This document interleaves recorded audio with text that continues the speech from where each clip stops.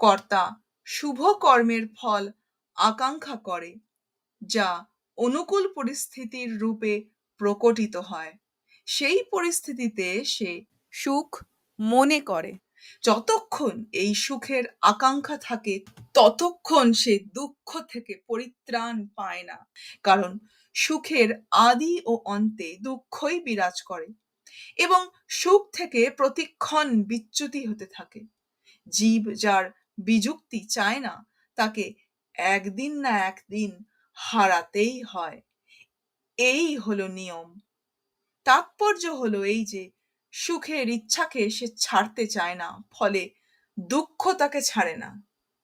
জীব যখন প্রভুর কাছে নিজেকে সমর্পণ করে, তখন সাক্ষাৎ পরমাত্মার অংশ হওয়ায় পরমাত্মার সঙ্গে তার সতই অভিন্নতা হয় এবং শরীরের